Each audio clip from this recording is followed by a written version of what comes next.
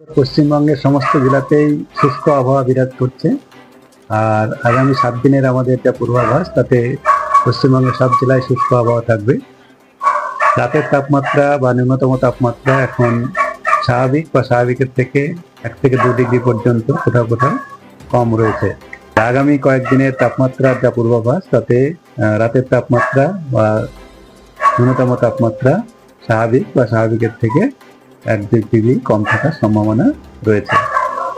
যেমন আমাদের পশ্চিমের জেলাগুলোতে 11 থেকে 13 এরকম রেঞ্জে, আর উপকূল এবং উপকূল সংলগ্ন জেলাগুলোতে 14 থেকে 16 এই রেঞ্জে থাকবে। উত্তরবঙ্গের সমতল ভূমি এলাকাতে 10 থেকে 13-র মধ্যে, আর পাহাড়ি দার্জিলিং এলাকাতে 5-এর আশেপাশে থাকার সম্ভাবনা রয়েছে।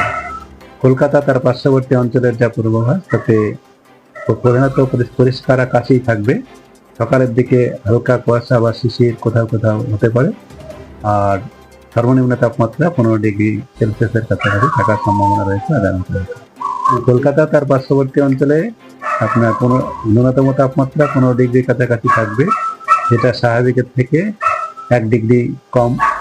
আর সকালের দিকে হালকা কুয়াশা বা শিশির পড়তে পারে, প্রধানত মেঘলা আকাশ, প্রধানত পরিষ্কার আকাশ থাকবে।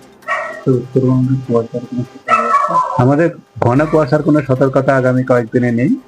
উত্তরবঙ্গ বা দক্ষিণবঙ্গ কোথাও ঘন কুয়াশার সতর্কতা নেই, তবে হালকা কুয়াশা কোথাও কোথাও স্থানীয়ভাবে হওয়ার সম্ভাবনা রয়েছে আমাদের উত্তরবঙ্গে এবং দক্ষিণবঙ্গে।